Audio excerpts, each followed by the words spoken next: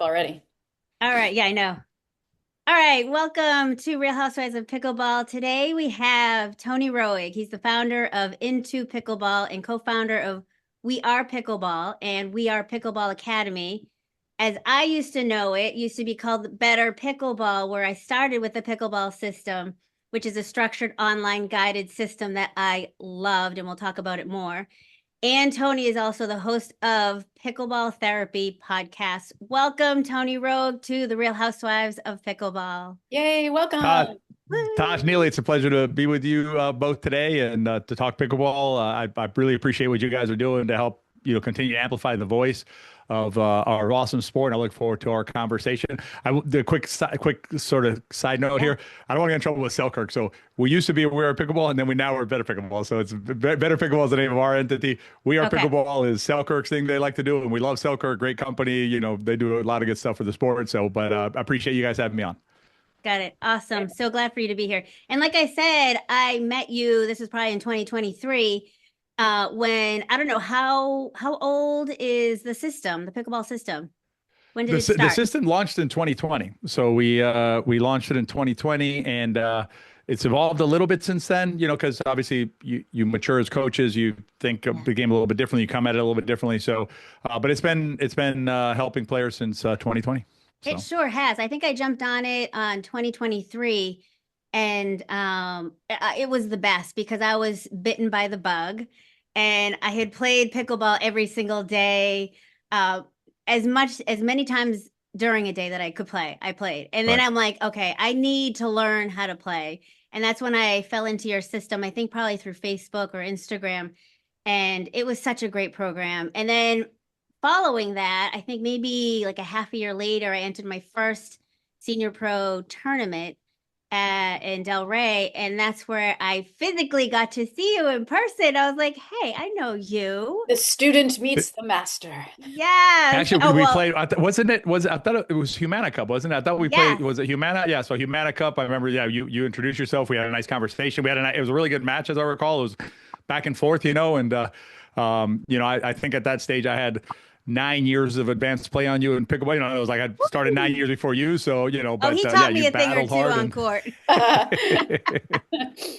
Nice. Actually, I'll tell you guys a funny story. What is he doing with his opposite hand?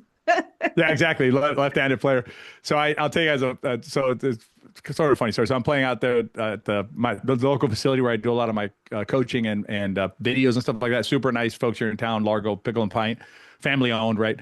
So I'm out there playing with my group, and next to me are some players who I've coached several of them, right, in different clinics and things like that. So, and they don't ever get to see me play. So they come over, and we were down in game one, right? And so then I'm like, okay, I guess I got to turn it up. So I went like bananas for a little bit, and they were like, so the unfortunate thing is I come from tennis, right? So I have a pretty good aggressive game, and so when I need to go, that's what I do. I rely on just more of an aggressive type of play, which is cool to watch, right? But it's harder to replicate if you're new to the sport and don't come from a similar background, right? You don't already have that skill set. So that's something that can get tricky, I think, for players. They enjoyed it, and they were like, they're filming it and watching it and whatever, and it's exciting. But it's is it replicable? Yes, it's replicable, but it's a much longer path, and there's other paths to pickleball that I think are interesting. But anyway, I just wanted to share that with you guys. Yeah, we definitely want to get into your background. So, like you mentioned, tennis was your first love? Yeah, and also Since I was a kid, little kid. Tony, I wanted to say too, because a big part of our mantra, our tagline for our podcast is "You're never too old to start something new." Second chances, and I was reading a little bit about your past. You played tennis for 40 plus years. So what was it about pickleball that, just because you're getting older, or you just tried it and you fell in love with? What was it about pickleball that sort of got you hooked and took you away from the tennis world and into the pickle world? You got it. Yeah, that's a great question, Neely. And I wanted to actually, I had it on my notes here about I think Tosh, the way you mentioned the last podcast, something like you never too old to try something, right? And you recommend pickleball. I do too. I think it's life changing, right? I'm always walking around whenever, like I went to my teeth cleaning the other day, and my hygienist, she's a little bit older, right? So we were talking, and I'm like, you try pickleball. So I'm like, go to this place on this day, to open play, whatever. I just think it's so it's such a beautiful activity, right? That you can engage with no matter your age. For me, and I'll circle back to the proper introduction form of pickleball, which I think is also important. So for me, at the time I got introduced to pickleball was in 2015. My wife and I, a friend of my wife's was like into it, was playing pickleball, and so we got invited on Saturday to go play pickleball in this facility. And my brain, I was thinking this is bullshit. Not in a negative way, but I was like, this is gonna be like a bullshit activity. I'm fine, we'll go do it, but it's just gonna be like we're gonna bop the ball around, like going to the beach Right. and Kadima or Frisbee or some crap like that, and then we'll have lunch. It'll be a nice morning, no big deal. So fortunately for me that day, there was a guy named Steve Talner, who's he was the one of the tennis pros at this facility, but also was the pickleball pro. Because remember, this is 15, so this is still like pickleball, still kind of whatever. In Florida, it was kind of like So he put a whooping on me. I mean, he beat the crap out of me, right? And at that point, I'm a 4.5 tennis player, right? So I'm not like I didn't play college D1 or anything like that, but I'm a decent tennis player. And I'm like, how am I getting beat on this silly sport with this little goofy paddle and this little wiffle ball? And so I got into it, and so I started like, I'd play as much as I could. At that point, I already had my own business and everything, so I had flexibility. So I started going to Northdale, met my friend Tom. Tom DiCaprio, Tash, I'm sure, and you may know him too, Neely. So Tom and I became friends at Northdale. We ran into each other. We're only a month apart, so we started playing tournaments together. We went to the 2016 U.S. Open together. We got our butts handed to us by Wes Gabrielson and Dan Moore. And back in the day, they were like top 3-4 team in the country.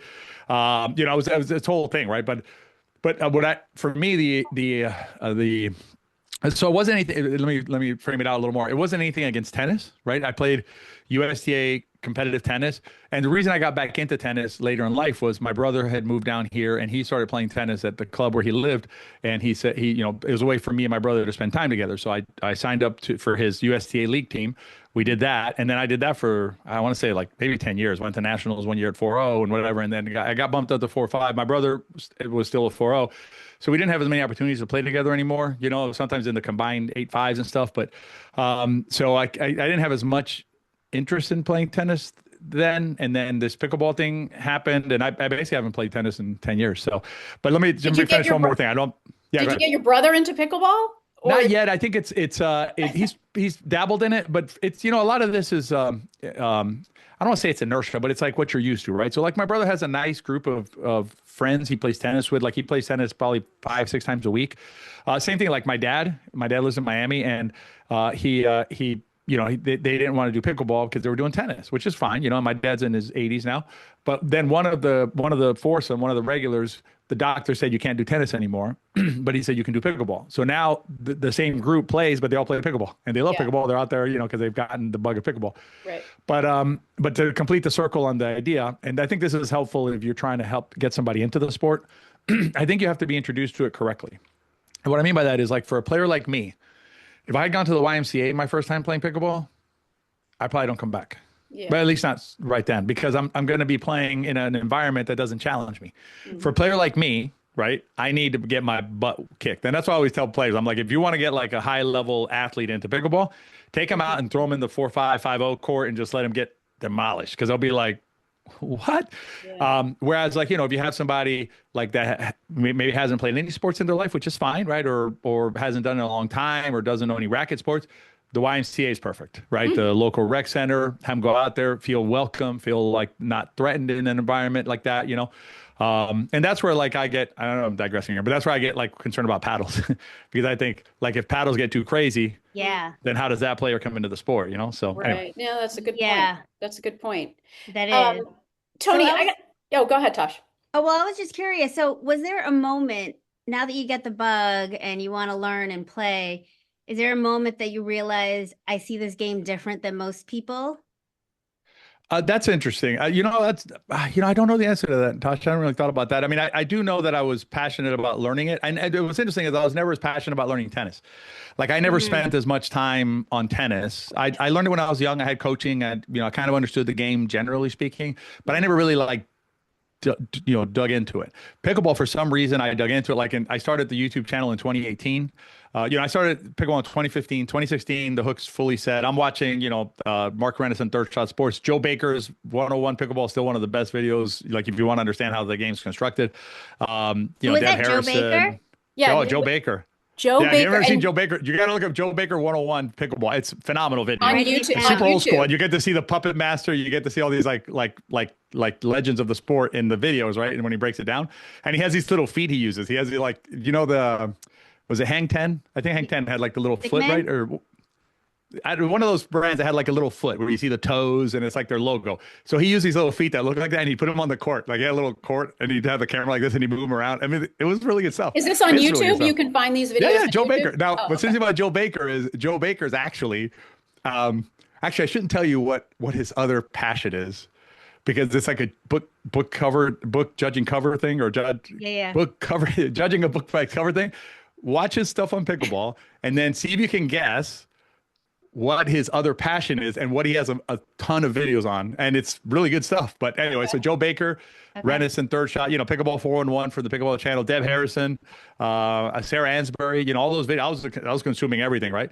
And then in 2018, I started the YouTube channel. I started thinking about like Respect the X. Like that was one of my original back in the day ideas of like, how do you figure out, like the middle was so messy, it's like who does what, so I'm like, I'm started thinking about it. I'm like, well, what if it, like, you can see a flow to it, right? So why don't we use that idea of the X and that kind of concept? And then actually, credit to Jill, my wife ex-wife now, but my wife at the time, we were RVing up in the Northeast, and she says, you really like doing this. You're like, you help players when you're out there, stuff like that. Why don't you get certified? So we actually changed our route. I went and got IPTPA certified, and I don't remember where it was exactly. It was somewhere. Might have been in New Hampshire. No, Massachusetts, I think. I'm not sure. But went out there, got certified as an IPTPA coach, and then you just keep going, keep building, keep thinking ideas, middle cover, stuff like that, So Yeah, no, it's to your point about there's something about pickleball, Tasha, and I Yeah. don't know if you would agree with this, Yeah. that where it's like you want to like analyze and figure things out. And I don't ever remember being that way with tennis. And it could be that because I played college tennis, and for a few years, after that I played in the leagues and all that jazz, and then I switched over to squash for a little while. And maybe it's just because I was younger and I was interested in chasing boys, and I had like so many other like interests and passions out there, that now I don't know what it is. It's I started pickleball a few years ago, and it's like I'm watching videos, slowing them down, and I'm watching the speed of the person's paddle and where and just analyzing and coming out, calculating my kitchen arrival percentage and good decisions, bad decisions, impactful decisions. It's crazy the level of detail I will go into. And I don't know, is that a pickleball specific thing, or is that just a later in life when you have sort of less going on? I mean, you still have a husband and kids and whatnot, but like less interests maybe. And I've just like just diving into the sport. And is that what it is? Because I don't know. I'm bewildered I mean, by you're it. hitting on an interesting concept, Anil. I mean, it might be because it could be like, for instance, like I didn't select tennis, right? I mean, my parents selected tennis, right? I mean, I don't begrudge them, but I didn't pick tennis. Sort of like, you listen Good to Andre point. Agassi, right? Yeah. Like he loves pickleball. He doesn't, not crazy about tennis, right? But his tennis experiences weren't his, right? Right. Right. Even though you would think like tennis would be a thing with all the, the grand slams and all that stuff. You're like, how do you not love that's part? He picked pickleball, so maybe that's part of it. Part of it may also be that there's not like, there's not a, like in tennis, you want to play tennis, you just go to your local place, you get a clinic and whatever, and you can do that in pickleball. I respect that, but like it's not as easy, right? There's not as much infrastructure, and there hasn't been as much infrastructure around the teaching of pickleball. That's frankly why we started the pickleball system, was to alleviate some of that so that we can provide it online and you can access it anywhere in the world. So you don't have to have a coach right next to you to learn good pickleball. That's anyway. Yeah. I don't know. Yeah, it's just fascinating to me. I don't know Yeah. if people who are starting sports later on in their life, maybe like their 30s and 40s, also feel the same passion and the same level Yeah. of analysis for that sport. So I don't know, maybe that's what it is, or just pickleball is unique in that way. But we have with so many questions, Tony, because you're just like a Can I wealth of say knowledge. my Yeah. vote? My vote is that it's pickleball specific because I felt the same, and I had never felt it with tennis. But to your point, Tony, tennis wasn't. I didn't choose tennis; it was chosen for me. So that's really interesting. Yeah, But that is But a I good think aside don't from golfers do the same kind of thing though? Like play like folks who get into golf, right? They seem to get very like in the weeds about it. You know what I mean? About their sport, right? Yeah. They get very in like the weeds about like the club and the thing and the ball and the whatever. You know, it's like kind of like pickleballers would like do you like the Franklin 40? Do you like the lifetime ball? Yeah. I saw a Dura the other day and I was like, it was weird. I picked it, you know, because it was like a ball was on a court and we were trying to figure out, me and another coach trying to figure out like whose ball it was. And I picked it up. I'm like, I don't have Duras. Is yours? He goes, I don't either. I'm like, okay. Yeah. No, but It was like the dominant ball and now nobody uses it. So to your point, Tony, about the sport being you choosing it versus the sport being chosen for you. Actually, Anna Bright was talking about that, or I was reading an interview about her. She, her parents were super into tennis and they got her into it and they wanted her to have a level of excitement and passion about the sport that she still played college and whatnot, but she just ultimately didn't have the same passion for the sport that her right. parents had. But then all of a sudden she found pickleball and Right. it was like a connection had been made because she was the one who chose it. And then she really did go down the rabbit hole of, analyzing the sport and just being so driven and passionate about it. And so that's a really interesting point when you're choosing it versus Right. when it's chosen for you. Yeah. Same thing with Tyra, right? Tyra said similar thing about tennis versus pickleball. Actually, you want me to share with you two stats that'll blow your mind? Yeah. Based on the stats you like? Yeah. All right. I mean, two stats that'll blow your mind. Okay. So one is I studied the Kawamotos when they won their gold medal, right? So they go through Annalie and Anna in the semis, and then they beat Georgia and Tyra in the finals, right? Yeah. So in the finals, I'm pretty confident it went 5 games. Excuse me. So Jackie and Jade tried 107 third shots. They had 107 third shot attempts. Mm-hmm. Okay. How many do you think they made? Ooh. Meaning over the net? Just put in play. 107 attempts. How many out of 107 attempts were put into play on the third? Whether it was a drive or a drop, or doesn't matter. Any shot. Say 105. I know they're very consistent. So yeah, I would say 100. Okay. And then I'm going to ask you another one. I'll give you the numbers. And then Georgia and Tyra had 100 third shot attempts. How many do you think they made out of 100? Probably maybe less. 75? 80? Yeah, I'll go 65. All right. So that's very mean, Neely.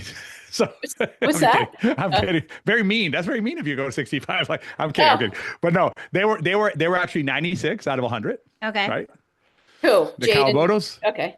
No, 96 out of 100. That was Georgia and Tyra. Oh, okay. Oh. Jackie and Jade, 107. Oh, okay. Yeah. Oh, Well, I know. I don't know why. I don't know why I them. put it 65. But here's what's interesting. Let me tell you what I think is particularly interesting. Obviously, it's like both of them, 96%. Yeah. And 100% are crazy numbers, right? In terms of conversion. Yeah. But here's a more interesting stat. Okay. Or more interesting to think about, I think. Why did the Kawamotos have 107 attempts and Georgia and Tyra only got 100? 100 attempts That's the more at a interesting thing. third. Wait, at a third. Yeah, third. So that basically Jade and Jackie got 107 third chances. Georgia and Tyra only got 100. Right. That's a huge gap. 7 more chances to score a point is crazy, right? So something it's because was off of with the return compounding effect of making it. Make it and take it, kind of like basketball. Make it and take it. So it's like because Jade and Jackie kept making theirs, they got more chances. So they had more. Their denominator was big because they kept making it. Whereas Georgia and Tyra, just by missing those 4, robbed themselves of additional chances to potentially score points. So I think that's a fascinating kind of like thought about it. Obviously, we understand that if we don't make our third, we can't score a point. That's kind of the easy. That's easy. I mean, it's good to know, but it's easy, right?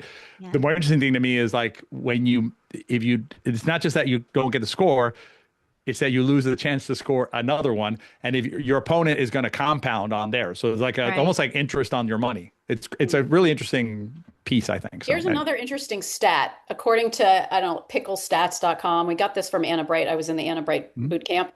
The kitchen arrival percentage, which she harped on throughout the entire 3 months of that camp. And not even something I really knew about, to be honest. I'm a 5.0 plus player. I didn't know what CAP was, kitchen arrival, but she harped on that. You got to make sure your CAP's good.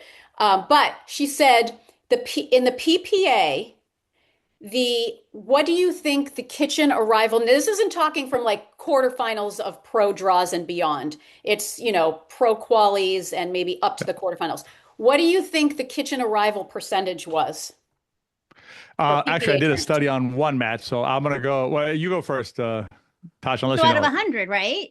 Well, yeah, Well, what's what the percentage? Arrival percentage? So if they percentage, got to I the would kitchen, say, and kitchen arrival is for the oh, listeners out there who don't know this, right? Kitchen arrival is when you're the serving team, if you get the third, right? If you're getting up to the kitchen together as a team for the most part, you can be a little bit staggered, but on balance, right? You're getting up to the kitchen line, balanced together as a team. and so we're talking those teams that consist of like Anna Lee, Anna No, no, no, Bray, no. We're Katie not Lee. talking That's about one. the quarterfinal. The people who get to the quarterfinals and beyond are kind of different. They're a little bit separated from this group. Okay. That's like 0.01% of the population of people who play pickleball, right? Okay. We're talking about PPAs in the qualifying rounds and pretty much the rounds leading up to the quarterfinals. What do you think the Oh, kitchen arrival percentage okay. is? Because this Okay. kind of fascinated me, to be honest. I would say 45%. Okay, Tony, what's your guess? I'm around up. So, Yeah, not but it talking would about the include. I Annalise and understand, but it still would include. It would still include those teams in. So I'm going to go 78%. No, it was like 55%. It was above 50, better than 50, Yeah. right? Because I think if you're below 50, you're probably not going to take the game. But 55%, which was Yeah. fascinating to me, which means the whole point of it was demonstrate what good are your dinks and your speed ups off the bounce and your aerial speed ups Right. if you can't Right. get up to the line. And it just went to show you how important your fifths and your thirds, fifths, and sevenths Yeah. are. So the Well, I would takeaway tell. is, I guess, Go ahead. so the takeaway, I guess, is when you leave a match or even just rec play and you're like thinking to yourself, like, what went wrong? Like, I wasn't hitting such and such shot that well today, or this wasn't working, or, no, just drill it way back to just It's all see fundamentals. Everything comes back to how fundamentals. many And times players you got get up to the distracted line. on the side stories. They get so Yeah. distracted by the side stories. And camps and It stuff, is a they'll always be like, distraction. what do I There's do when I get sparkly, pulled out wide on a shiny dink and things. whatever? And I'm like, don't worry about it. You go like, nice shot. And then you worry about your return to serve because that one probably not good. So, I'm like, Yeah. but it's an interesting stat. That's why actually I think rally scoring is so powerful, especially as a practice tool. So like if you guys aren't using rally scoring in your games, I recommend it Okay. because rally scoring immediately reveals the problem with your third because you lose a point, right? And so like in the regular games, it's still affecting you. So like going to Neely's stats, right? So like if you're at 50% getting to the line, a cap, right? And they're at 60% cap and everything else is equal, you're going to lose, right? That's it. Right. That's the math. And I'll share with you, I do actually have a statistic on getting to the line in a specific game that I'll share in a second. But rally scoring takes that away, right? Rally scoring is like immediate. You know that you missed your third and you lost the point. So it's like better feedback on the serve side on rally scoring than in traditional scoring. So I did a study on that, by the way, on the cap and one game. Yeah. I did, and I'm trying to remember. I was trying to. I thought I put it in the video, but I can't locate where it is. But I can't remember. I did a public video or private video. I just too much content. But anyway, so but the study was J Dub and CJ against Fed and Hayden. I think it was like a year ago, something like that. And I was looking at that. I was looking like getting to the line, right, and what the percentages were. And all I was looking at was when they made it to the line. They're both at the line, and they're there. Yeah. Check. Right. So, and the score was something like there was two games that were like 11-8, 11-7, I think, and one game was like 11-4, I think. And so when you looked at like when you looked at the two games that were close, right, they're getting to their cap was identical. It was like maybe 1% off or something. But their numbers were like 83% or 80% or some crazy number like that. Right. But then you could attribute the difference in the score, the 11-8 or 11-7, to gifted points. So one team had like 2 missed returns of serve and 2 missed force or something. And the other team had 0. So that was it. Right. But in the game that was like 11-3 or 11-4, the difference in cap was huge. Yeah, Huge. Like the team that got to 11 was like the same 80%, and the other team was like 65%. They were missing a bunch of thirds. And like if you ever watch like JW when he's struggling, right? It's when he's missing his thirds. He'll go through spells where like he can't hit the side of a barn with a third, and you can't prevail. You just can't. Not in the quarters and SpongeBob paddle. stuff. You mean Dylan's? Yeah. Listen, I'm a big Dylan Frazier fan. I'm a big JW fan. I'm a big almost everybody fan. So But no, because I think this is an important point because, what are the majority of the players in the country are what, 3.5s? Is that where we say the largest demographic is? Is that 3.5-ish? it's got to be, yeah, it's got to be. But it depends. The rating things. I didn't have a chance to listen to the whole Duper conversation.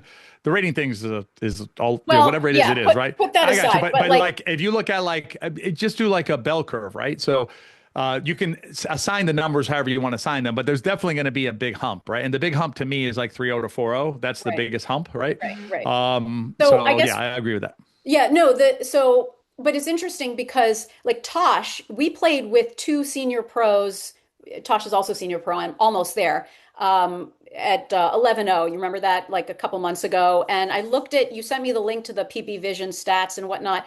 And I think it said like only 30% or 25 to 30% of the rallies went beyond 6 shots. Hmm. Yeah. So I think it's really important for, and I think that's the senior pro level, but I Yeah. believe for most levels, that's why the phrase is survive the first five, because if players can kind of figure out a way, like mindset wise, to just hang in there for those first 5 to 6 balls, they're going to win. They're going to win the majority of points if they can just hang in there because most rallies do not go beyond that.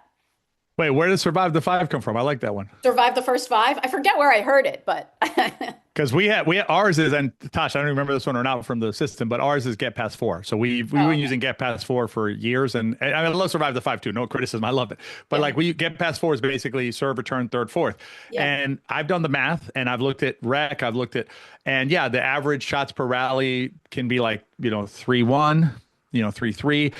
Sometimes it depends on how you do the stats, right? I think it's better to eliminate the like super crazy ones because they'll have a rally that goes like 22 shots or something, and that's great, but it's an outlier, right? It's really not indicative, right? So when you take that out and you look at like what's really going on, it's like 3.1, maybe some's 2.8. So yeah.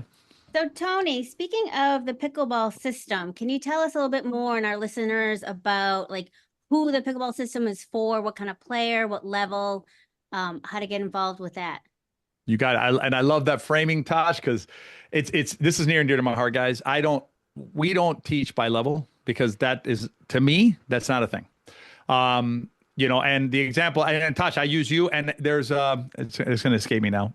Blake, I think is her name. Is her name Blake? She was playing Humana, I think, for a little bit. She's playing some senior pro. I don't want to say it's Blake, but so I always, so basically, I'm like, I have two players who I know of, right? Mm-hmm. Who are playing senior pro, who were able to learn from this program, right? Mm-hmm. I have a, boatload of beginners, a boatload of 2.5s, a boatload of 3.5s, a boatload of 4.5, 4.0s. I don't have a boatload of 4.5s. I have a boatload of 3.5s. I have some 4.0s. I have some 4.5s. It's pickleball, guys. It's pickleball. It's like, that's what we teach. We teach like, this is what you do to play good pickleball. And going to what Anna Bright said in that in a video I saw recently, she talked about ceiling and floor, right? And so like, she talked about how like, the reason that herself and the other top players are so darn good is because their floor is so high. Mm-hmm. Their ceiling's high too, but like it really helps because like you can pick almost any pro player and they can play as well as Anna Lee or Anna or Ben for 3 rallies, maybe for a game, maybe for whatever, right? So their ceiling is, maybe Ben's a little bit higher, but it's not crazy higher than theirs. The difference is the floor. Like Right. the floor of the other player is like a 4.0. It's like, Right. what I mean? So like that's why they can't Tony, consistently win. can you talk Yeah. a little bit about what you mean by floor and ceiling, just for the Oh yeah, listeners? of course. So the idea, and this I want to give credit again to Anna Bright on this. So Anna's idea was basically like your floor is like the lowest you're going to play, right? This is like and if you think about like what's your baseline really? There's another way of framing it maybe. Like my baseline is X, and so it's natural to ebb and flow from there, right? So like, players should expect that. You should never expect to play like at your max all the time because that's not your max. Then that's your baseline. So you're gonna have really crazy good points. You're gonna have points that you're like, how did I miss that shot? Like that, right? Mm-hmm. So your baseline, and then the bottom of the ebb, I think would be where ebb is down, right? I think, Yeah. or is that flow? No, I think ebb is down. So anyway, so the bottom of it would be your floor, and then the top would be your ceiling, right? So, when you look at play, like I always use, to me, the best player on the planet is Anna Leigh Waters, right? Man, woman, I don't care. Anna Leigh Waters is the best player on the planet.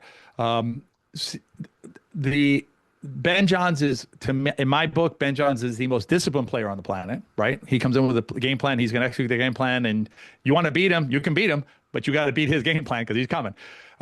Whereas Anna Leigh Waters, also disciplined. I'm not trying to take anything away from her discipline, but where Anna Leigh Waters shines, it's fundamentals, and this is what players I think lose sight of. It's fundamentals. If you look at Anna Leigh and Anna, right? They beat up on everybody until the end because they don't take a rally off. They're not like, this is the first round match. This is the 42nd seed. I don't have to worry about stuff. Anna Leigh's coming, and she's going to look at her returns of serve, look at her serves, look at all the fundamentals. They're all there. And she always executes. Pop, pop, pop, pop, pop. And, and that's why her floor is the highest in the game. Right. And Anna's not far behind her. I mean, Anna's up there too, Anna Bright. But so anyway, so as a player, right, if you want to improve, you, as Anna said, focus on your floor. And your floor is how well are you serving? How are you returning serve? Are you surviving the 5 or getting past 4, whichever you like better, right? I would suggest start with getting past 4s, but I always tell players you can always go further. I want to get past 10, every rally on average if I can. I don't know if I do, but why not? Let's but start with 4, then start with 4, go to 5. But the going back to it, it's floor, right? So focus on floor, and that's going back to Tasha's question. That's the pickleball system is all about building the floor, because otherwise the other stuff, like it doesn't matter. Like I want to hit winning serves. I want to learn how to add an extra spin to the ball. I've started using the term extra spin, not learn how to spin the ball, because everybody spins the ball. And it for a while there, I was fighting myself a little bit because I was like, I kept on saying like, you don't need to spin, but that's not correct because you already spin. What you're trying to do is get extra spin, right? That's what you don't need. So anyway, but yeah, that's what the system's about. This is all about teaching you like how to build a nice pickleball house, right? That is solidly constructed, and you can keep growing based on it. And that completely resonated because I started pickleball at a time where it really started to explode, where all these strategies and all these new shots were being created, and it was like, if you don't have this shot, you're you're in the past. So what would you say is a pickleball strategy that most people think that matters, but it actually doesn't? Oh man, how long do you got? There's so many, I know. There's a million. I mean, spins is a good one. Yeah. I show players in camp, right? And I don't know if I published that video again. I can't remember where it is, but I know I did this. And you can try, if you're listening to this podcast, if you know kind of how to spin the ball, try it. Go up to the non-volley zone line, right? And then pick a spot. Like, let's say you want to hit like an aggressive, like a winning dink, like an outside dink. You have a little bit of gap, right? They're coming in and you're just going to poke it past them a little bit, right? You can do it with extra spin, I should say, and just a normal like push shot. Mm-hmm. And the ball's almost identical. Like the shot's almost identical. The difference is so in the margins out there, right? Now, if you're playing against Anna Leigh Waters, right, or somebody like that, then that small little difference is going to be relevant. It's huge, yeah. If you're playing rec, you're playing 4-0, you're even 4-5 and stuff like that, you can do so much. And all you have to do, watch Colin Johns play pickleball. He's a pretty darn good pickleball player. Yeah. He doesn't spin anything. Nothing, I mean, it doesn't extra spin anything. So spins to me is probably one of the biggest ones, but a bigger picture, I think, guys, is, and you hit the nail on the head, Tosh, is following like this silver bullet idea, whatever the idea is, right? It doesn't matter. This idea that like and I really don't like these headlines that or these thumbnails. I understand why it's dumb, but like 99% of players can handle this. This will do whatever. No, and no. And so, like all that stuff is it's all red herring stuff. Yeah. They're all shiny objects looking to distract, I think, from the real game. Yeah, well, the thing about it is, and I never, let me just not protect myself, but I do want to make this clear. I'm not being critical of any content creator, guys. This is the world we inhabit. Yeah. Even like podcasts like yours and like my podcast, we're trying to find an audience. We're trying to connect, right? So sometimes we'll use words that we know players will interact with better. As an example, I don't never use the term fundamentals in anything that I do outward. Because as soon as I put that word out there, only a beginner is going to watch it because they're like, that's for beginners. That's too basic, right? Oh, well, that's so So funny you say that Yeah. because Tosh and I were just talking about before the episode started, the podcast started, we were talking about how, I was in the Anna Bright boot camp and it was billed as, for advanced players, which meant like 4.0 and above. As a 5.0 player, I was a little bit worried because I'm like, well, I don't, is this really going to be for me? I think I've sort of mastered some of these things. And she's like, I can't promise everything is going to resonate in that way for you, but a lot of it will. And to be honest, when you go back to the fundamentals, no matter what your level is, you are going to level up your game. I mean, I like one of the first sessions we had was on mobility. And I thought, oh, as a college tennis player, I split step, I'm on the balls of my feet. What, like, I don't need this. I mean, it like completely revolutionized the way that I play games, yeah, learning to just watching myself back on film. I'm like, I look like a bump on a log out there. I'm not split stepping. I'm not loading on my outside leg as much as I could be. I'm not on the balls of my feet. I'm not bouncy the way, Anna Bright says it's like pickleball is all about being bouncy. And so to your point, Tony, I think that is so true. It's like you use the word fundamentals and people zone out, but it's really what's going to help you level up your game is really, even coming back to those fundamentals, even when you think you've mastered them. yeah. And I would suggest maybe we never really master them, right? Like it's like something you always have to like be working on. And I've had the pleasure of being able to have do some work with some professional players, right? And my focus, and I don't think they appreciate this. And I mean that in another way of like, they're like, what is this old man talking about? But I'm all about the fundamentals, guys. I'm like, listen, I show them in video. I'm like, look, I can show you, your score was 9-3. Okay. And then I can show you the next 4 shots that were hit by you and your partner were poor returns of serve, poor 4 shots. Now you went from up 9-3. Now they're serving at 7-9. How do we feel about that? Right. Whereas again, when you look at an Annalie Waters, that never happens. Never happens. Not because of what she did or Anna does. It may happen because the other team just balled out, right? Just, Kawamoto did or something, right? Okay, fine.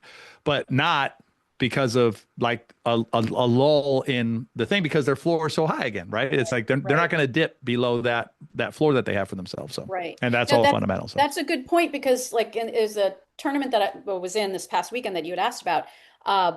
We were up 8-6 against a very good team in pool play that, they went on to win gold and doing all the right things. And then Tony, WTF at 8-6, I start going for stupid stuff. Yep.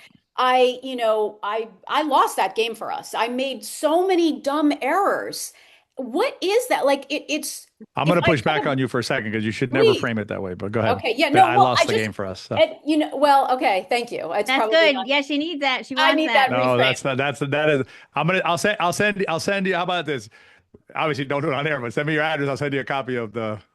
There Oh, you go. ooh, That's for. pickleball therapy. I need it. But I guess it's, when you're up, especially against a team that maybe you're not expected to win, because they were the favorites. They've been playing together for a Yeah. while, and they're both, the guy was certainly the highest ranked in the tournament. When you're up against a team like that, what is the mindset? All right, I got you. Let's go. Okay. Let's roll with this a little All bit. right, So a let's do couple of this. things. One, you got to stick with what brought you here, right? Yes. So I actually, this is very interesting because I just edited it. Today's Tuesday, right? Yesterday, I just edited it. I uploaded it. It'll be out this week, I think.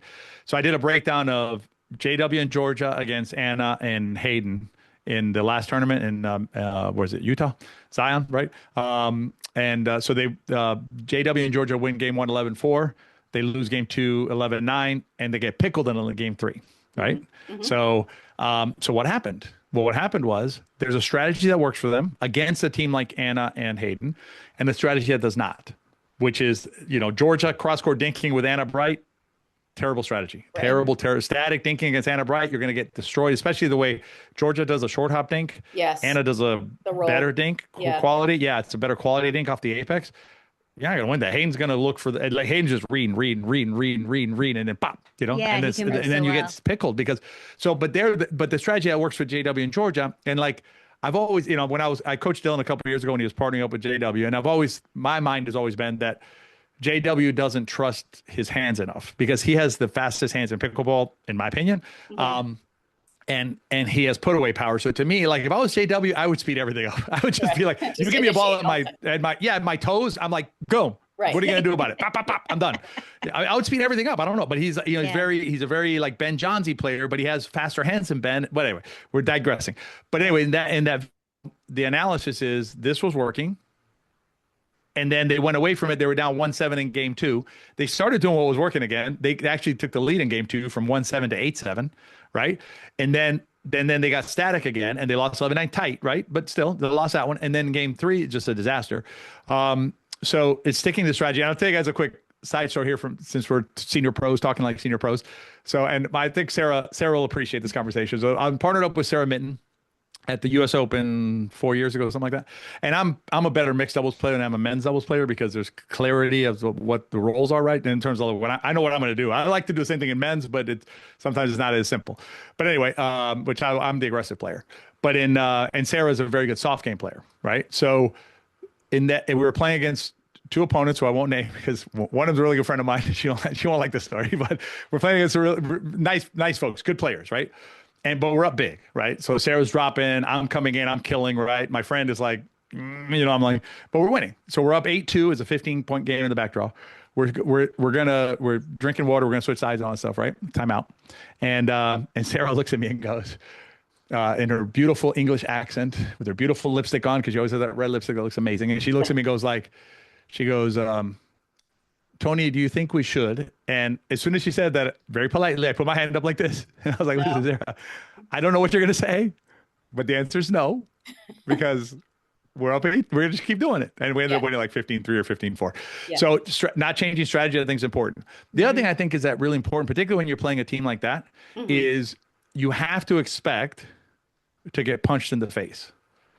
They're going to punch you in the face. Yeah. Because they're good. Right. So you have to be careful about not getting too down when you get popped in the nose. You can't be like, shit, oh my, I got to change everything or whatever. Right. You go, okay, nice shot. Great. Oh, wow. Nice poach. Okay. Let's keep going. Yeah. Right. And then so you can stick to the action plan. And then the other thing is, and I don't know how you are at this. I have offered tournament prep clinics for years now. No one takes them. No one comes to them. No one wants them. They don't sign up for them. I don't understand players who sign up for tournaments who don't work on navigating tournaments because it's a whole different experience. Yeah. But like timeouts is one thing. And then the other thing is time management. Like I would go get my towel, dry off, relax, whatever. Actually, can I tell you another funny story? Yeah. It's up to you guys. Unless you have a bunch of. Well, let me finish that thought for you. Let me finish that thought for you really quick, though. But then also with your coaching time tournaments, there's partnership and communication. That's probably really huge to get aired out, right? All that stuff. No one wants that stuff. They want to know how to roll their third shot drop. You do a third shot drop roll clinic, you'll fill it. You'll have a waiting list. You do and even and I don't mind like if you don't want to like learn how to play tournaments if you don't play tournaments, but like traveling to a tournament, paying money for a tournament, wanting to do your best in a tournament and not knowing how to navigate a tournament is nonsensical. I mean, totally. Like, I feel like you could do a whole boot camp on just partner communication. Again, right. Nobody wants to take that. But I mean, the synergy between you and a partner can really make or break. Matches, tight matches. Remember, but Neely, you're playing a team sport. That's the thing that the pickleball players don't really embrace that. And we always teach this in all of our coaching. You're playing soccer. You're playing basketball. It's like playing football where you don't know what the call is. I mean, it's like crazy to me. Like, we play like we're two players on the court, and this is my side, that's your side. I had a conversation the other day with and she's a good friend. We had a very productive conversation about poaching, right? I don't even call it poaching. Like, it's just if you can get a better shot off than I can, please hit the ball. Yeah. Please don't. It's not my ball and your ball. It's our ball. Right. I mean, it's a different mindset. Right. But yeah, I agree with you. Partner communication, all that stuff. But again, like even with tournaments, to me, there's like so many details that are like tournament specific. But if you don't know how to do it, like if you don't know how to call an offensive timeout, you're leaving a lot on the table. Talk about the offensive timeout, because usually the timeouts that I've called, but I have thought about this in my head. Usually the timeouts that I call, and I think most people call, are like defensive Yeah, you're timeouts down where like 9-2 and it's like timeout. yeah, Like or game's you're over up already, but let's 10, call a timeout. yeah, you're Not up criticizing, I'm just saying. 10-3 and all of a sudden you lose 3 or 4 points and Yeah, you can feel the train moving. So you're yeah, like timeout to regroup and to right. maybe, stop their momentum. But let's talk about the offensive timeout. I think And that's I'm gonna let me if I can broaden it a little bit. I've called timeouts at 1-1 because me and my partner were in a disagreement. Actually, me and Tom. This was at the U.S. Open, and it was something happened, and he was just I don't know. He didn't like the reaction I gave or something. Like he was pissed. I could tell. So I called timeout. I'm not going to keep playing like that. That's not good for us, right? I've called timeouts at 3-4. I've called timeouts at all times. But I'll tell you a true story about a timeout. So this is offensive timeout in a bronze medal pro match at a PPA in Atlanta 2 years ago, I think it was. So I was working with Dylan, and Dylan and JW were playing Christian and Riley in the bronze medal match. And they were in game 3, I believe. And I know that we were up, and there was a timeout called. I think they called a timeout, Christian, maybe a defensive, I don't remember. But they came off, and we were talking for a minute, and I told that's what it was. They had gotten to 10. So the other team called a timeout.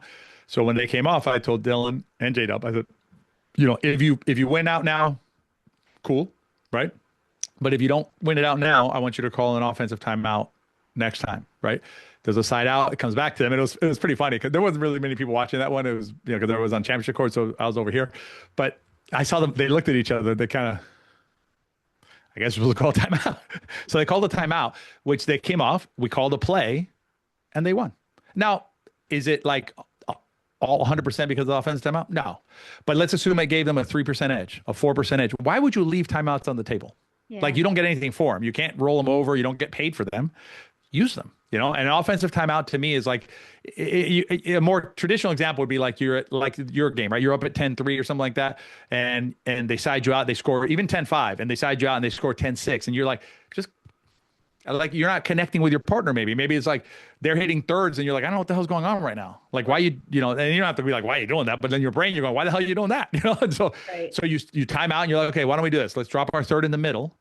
Right? Go middle third and I'll crash, or I'll go middle third or you crash, whatever. You have like a very specific idea, like a football team, or a basketball team. Good plays. Yeah. Interesting. Okay. Yeah. So I think if you ever lose a game in a tournament and you have a timeout in your pocket, tisk. You should be using all of your timeouts if you're and not waiting until it's 10-1. And I will tell you this, who's really bad at timeouts? 90% of pro players are terrible at timeouts. The best timeout caller on the planet is Annalie Waters. I actually didn't really understand Ben that much before on his timeout usage. He's actually really good at it. You know why? He's in a timeout every break, between every rally. Watch him. That's why he doesn't take timeouts. He's in a timeout. Like he's in a constant timeout between. He's not rattled. He's in timeout. Look at his face. He's thinking. He's like, yeah. That's why he doesn't need the timeout. My sort of rule for myself with timeouts, because I used to not be good at taking them, but now I will take them more, is if 3 or more points go by that you've lost in a row, take it. Or if you have the second you have the thought in your brain to take a timeout, do it. Yes. And I heard that on a podcast and I loved it because you've been, Tosh, and maybe you've experienced this. You're playing in a match and something happens and you think to yourself, oh, I kind of want to take a timeout, but I don't know, should I? And then take it. The point is lost and you're like, oh, shoot, I should have taken it the last point. So it's like the second it enters your brain, do it. I'll also tell you, if you have, I would say 2 shots that are out of character. 3 is too many for me.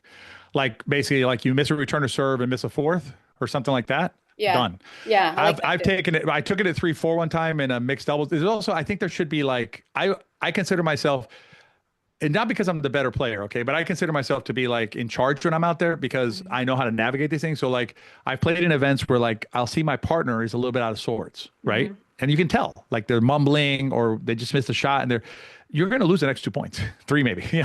So I'll call a timeout. And then, but you always, if you're going to do that, always make it about yourself. Yeah. Not them. So you call the timeout. Yep. And they'll look at you and you'll be like, I need water. Whew, man, it's hot today. Yeah. Or I got some eye. I don't know what's going on. But whatever you got to do, you got to do. Right. That's So good. I like that. I like Those that. are good. Yeah. Tony, I want to talk too because we're sort of running out of time here, Yeah. but one thing that I I was thought this was reading, part one of a 7-part podcast we're going to do. we I could go mean, on. if you let us. We could go on for I'm days with happy you, you guys. but I love talking pickleball. So I We don't, weren't lying when we said we would talk forever. yeah. But I was reading a blog post, and it's sort of one of my mantras too, is playing with purpose and playing with intention. And I think, using rec play to really play with purpose, especially, for the players who are out there just want to have fun, whatever. I'm not talking about those players. People who want to improve and get better at the sport. I believe it's very important to play rec games with purpose. Be working on something, anything, maybe 1 to 2 things that you want to improve on. But I'm curious. That's why I love 3 in a pros, because you get the pro with you, and you can stop points and you can ask, what did I do wrong here? What did I do right? What should the play have been? That's that type of thing. But let's say you can't get a pro to play with you and it's just the 4 of you playing rec. I am very big on like see something, say something. And I have tried to do that with rec players and say, like, can we maybe stop when you see something that maybe I did wrong or your partner did wrong, or let's stop and talk about it. It doesn't have to, you don't have to go on for an hour, right? But like Mhm. just a quick little, like you maybe could have thought about going there with that ball, or you could have, your paddle was, too far back or whatever, you caught it late. But I find that a lot of people don't want to do that. I mean, what do you think that would be You're good? Do taking you me think, down a path that is a very dark path for me, but happy to talk about it. well, I guess, do you think that would be a good idea? Some players just want to play. They don't want to get I think involved in it's a analysis and fantastic idea. thank you. Okay. Thank you. We I'm do it all the time. vindicated. We do it in our camps. As part of our camps is like we do I think one of my strong suits as a coach is coach play ideas. So basically like we play and then, I'll stop the rally. We'll come to the net. I'll explain like, what do you think about this? You see how you did that and see what happened there. Yes. And so trying to, like connect the dots and those aha moments where it's like, oh shit, yeah, I did see that. Cause we can talk about it theoretically, we can drill it. We can like say, here's a game to like focus on it. But until your brain connects Right. for instance, like a short return of serve with the damage that it's causing you, Yeah. but if I can come on the court right away, see what happened there? See how that you remember where your turn bounced and then what happened next? And so, and if you can do it even stronger, we always tell our campers, like, if you guys can get together, and do it yourselves, I'm here, but it's better. And I'll come on sometimes. I bring everybody, did everybody see what happened? I try and get them to do it. Super powerful. But you're taking me down a path. I have But here's the tried thing. doing that though. But And there's like a Tosh, bigger when conversation, Neely. There's a bigger conversation. All right. And this is going to sound really mean, and I don't mean it to sound mean, but this is what I believe to be reality. I think players theoretically would like to improve. But that doesn't mean that they're willing to do the things, a lot of them, that are required to, in fact, improve. So it's like, yeah, I like the idea, but now when you put it like that, which is, oh, you mean we're going to stop a rally so that we can spend 30 seconds talking about it and I might improve, then interrupts my flow. Nah, I'm not interested in that. Right. So, Well, so I mean, I think that comes back to intention, right? Making sure that the other person is on board first off. well, on right. what you're And gonna do. I have like, because Tosh, we play together a bunch, and Yeah. I remember one time I came to a group, the 4 of us, and I said that, and everybody was kind of like, I'm not interested. And so I'm like, yeah. you have to have like-minded people who are interested in doing Mhm. that. People who really want to say they want to improve, but really want to improve. And yeah, I think it But can that's be where I hard think to maybe you find can that. use, like, for your play anyway, you can use the video, right? Because you can video it and then then you have it there and you can always do your own analysis, your own study. And then, like, for instance, if you and Tosh are like in the same mind of like growing, then, you can send her the video, you can have a conversation about it. She can send you a video, you have a conversation. I think it's super powerful, right? To have that kind of like, some of the coaching that I'm doing now is online coaching, where I'm doing like direct coaching. So basically like let's say I was coaching you, Neely, right? So you would send me a video of your representative game. I'd look at it. I find a pattern that I want to talk about, right? Like I'm looking for patterns, right? So like I see like something that you're doing repetitively. I'm like, okay, let's focus on that first, and high value, right? Boom, boom.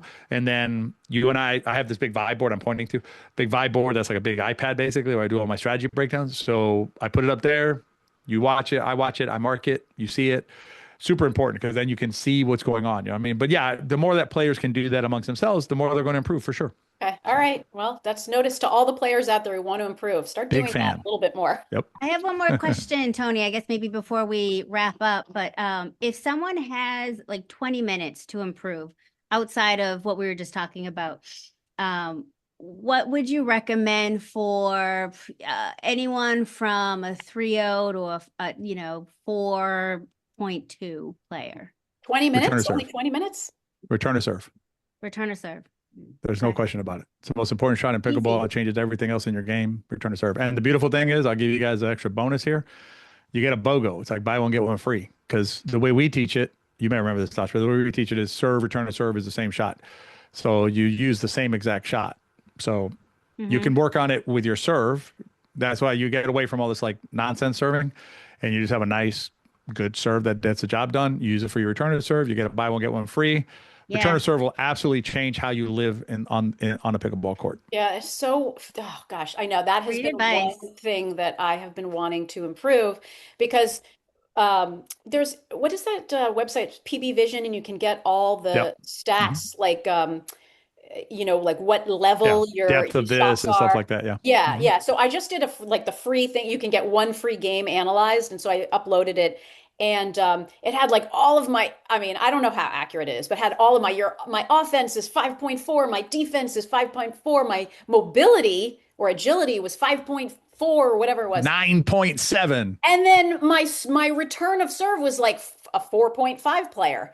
And because like my returns, I think when I get into tournaments, not so much rec play, I don't care as much, but in tournaments, it's just kind of the mentality is just get the return in. I hate losing a point off of a missed return in the net or long. And so I think the mentality becomes just get it in to get up and, start the point. So I don't You know. know What that would with our you? return to serve, Neely, you'll never hit the net. Oh, I like that. All right, might have to enroll. But here's the problem, Neely, and goes back to the conversation we're having about like improvement in general, right? I did a video about the return to serve. Now, the only way I could get players to watch it was I called it the most important shot. It has a lot of views, but players who watch it complain because what they hear is some, not all of them, but what some players hear is, oh, 6 minutes to tell me to hit my return to serve deep. I'm like, that's not the video explained like why, what happens when you don't. I mean, it's not just like I'm just not going for 6 minutes, and then hit it deep. So I'm explaining the reasons like that, but like we want like everything in 10 seconds, right? We want like, the 60-second idea, right? Where everything has to be super short nowadays. But it's not sexy. Return serve is not sexy. No one's coming to a return to serve seminar clinic ever. Right. Ever. I will. And well, now you will, right? Right? Not now, but I mean, you have a better understanding of it. The average player is not going to. Like I did a video I called it Pickleball Heresy, where I basically said, if you're under 4-0, forget the third shot drop. Forget it. Yeah. So Yeah. wasted your time Right. because it's not just the shot you need. You need to know everything else. You need to know how to move. You need to know how to read it. You know all this other stuff. And why focus on that? Yeah. Why not focus on stuff that's actually going to improve your play, like Right. the return to serve? Right. Yeah. All right. Well stated. So one more quick question before we get into our rapid fire, which is Oh usually how no. we close out our episodes with our guests. We were talking about this before we started the pod, and it was the issue of practicing intensity. And there was Tosh and I talked about it on our last episode with the Duper CEO Tito Mhm. Machado. Leah Jansen was on a podcast with Zane and Nico the Lefty, and she was talking about how it irks her to the nth degree when she's playing rec play with people who are overly intense. They're saying, "Come on," or "Let's go," or trying to pump themselves up or pump her Right. up, pump, the team up together. And she said it just sends her, right? She can't stand it. She hates it. And I was going back and forth with her in the comments section because I disagreed. I think it's important to practice intensity. Of course, there are levels. You're not screaming until you're red in the face and screaming bloody murder, or like you won Wimbledon or something, but you are practicing a certain level of intensity. That means getting yourself pumped up, staying focused, helping your partner get pumped up. And she just completely disagreed. And I kind of wanted to get your take on that. Yeah, and actually, I mentioned this to you guys as well before we started recording that I appreciate that conversation you guys had because that's the impetus for. I'm going to log roll for a second. That's the impetus for the podcast episode this week on Pickleball Therapy that I'll be Oh, recording, yeah. and I'll be talking about that, but also about. I'm going to answer your question, but about intensity, this conversation, but also like there. I think there you can redline. Right. And you can be too low and too high. So finding a nice balance of intensity, I think, is important to your performance. I think like on the female side, I think Kate Fahey sometimes gets a little too intense, even for her own good, like for her own performance. And I also think actually Fed stopped doing it. I wish I'm going to ask him next time I see him in a tournament. I'm going to say because I started calling him out on it because he was going crazy on the screaming like he was like a werewolf converting or something in the moon or something like that. I'm like, you gotta. I mean, but I could show that right after he did it, he would miss a return or he would do something like it's something that's very uncharacteristic for him would happen after because it's too much of a release right in that moment. Anyway, so I'll be talking about that on Pickleball Therapy, so you can check that out. But in terms of this specific thing, I think the way I come at it with Leia's perspective on it, she's not thinking about context. And what I mean by that is she's a professional player. Of course. So she has an expression of the sport that is higher level than the practice session. For a lot of players out there, the rec game on Wednesday mornings is their PPA tournament. That's it. And so they should be able to express themselves the same way that Leia can express herself if she so chooses on a Friday, Saturday, Sunday, depending on how far she's going, right? That she should be able to express herself the way she wants to because, so this is interesting because and I think this also affects, I don't want to digress here, but like I think sometimes and I love pro players, right? And from what I've heard, I heard what you said about the Anna thing. I actually went and looked at it a little bit. I love the way she's doing it with framework and stuff like that because that shows a lot of maturity as a coach by Anna Bright, right? Her courses or her course that she's doing. But what I've seen in other pro content is they take the perspective of this is what I do. Right. So the presentation is this is what I do. And I'm like, I don't know what that's got to do with anything. I appreciate you sharing that, but what's that got to do with me? What's that got to do with the 3-5 who's watching the video? Totally. So kind of the same thing here with Leia. I don't think Leia accurately was being empathetic or applying Sonder, understanding that, person who plays on Wednesday mornings at the Y and is not going to play a PPA event, that is their Wimbledon. And that to use the Wimbledon idea she said, right? That is their Wimbledon match. So they should be able to enjoy it to the fullest degree. And if that includes a little bit of commanding, okay, whatever. Yeah. Yep. Agreed. All right. Agreed. Okay. So Tony, we've run out of time, but we're not letting you off the hook. I've got a little rapid fire, question here for you. Actually, several of them. So it's basically an either or type of situation, but we're not going to hold you to it. If you need more than one word to answer, you're allowed. Be careful with that. Go ahead. Yeah. Okay. So here we go. All right. Third shot drop or third shot drive? Drop or drive? What do you prefer? As I meant, if you're under 4-0, it doesn't matter. Do whatever keeps you alive. Okay. If you're over 4-0, it depends on the return of serve. Okay. Dink rally or hands battle? Depends on your skill set. If you're better at dinking, dink. If you're better at hands, if you're JW Johnson, speed everything up. Okay. JW, hear me, JW, speed everything up, man.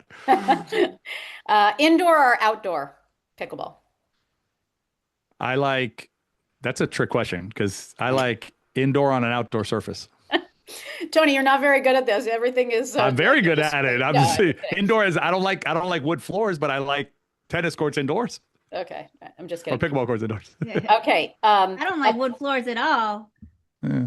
A control paddle or a power paddle? And this could just be for you too. It doesn't have to be. You're not gonna like any of my answers because to me those are those words don't make sense. They're marketing words. I think you need a balanced paddle, but like power and control, I think takes us off there's control paddles in quotes that are power paddles, or power paddles that are control paddles.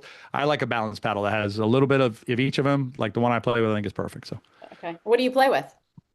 I like the 14 millimeter paddle tech, the one that Anna Lee used to use. That I know she's gone from it now, but I think that paddle is just such a. Now I use the GTOC shape of it because it feels more like a tennis racket when I hit it has more like a little bit more weight, I think, as I swing. But I just think that it's such a nice balanced paddle. So Is that a small sweet spot?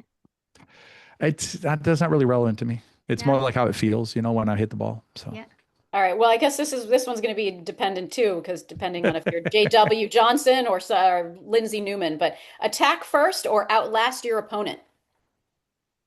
Um, yeah. I mean, if you're Ben Johns, what does Ben Johns do? Outlast, right? Right. What does Mhm. Hayden do? Attack first. So Mhm. All right. Know your style of play, right? yeah. Yeah. You're good at, And yeah. beautiful thing is this, guys. I know we're kind of running out of time, but what's beautiful is you can come at it however is best for you. So, like, Mhm. I like to use UFC here, like mixed martial arts. If you're a boxer, strike. But if you're not if they're a better boxer, then maybe you use jujitsu, use a soft game, which is a smothering game. So it's a beautiful game because you can come at it however you want. Yeah. Okay. Win ugly or lose playing your best. Those are the same thing. Can you elaborate? Yeah, I mean, winning ugly. I mean, you can win ugly. I'm always going to do my best, win or lose. So I don't care about the winning or losing. So I'm always going to try my best. I do believe that pickleball is a messy sport. I use the analogy slash metaphor. I never remember which one it is. Look at a tree in the horizon, right? A beautiful tree, right? The most beautiful tree you've seen.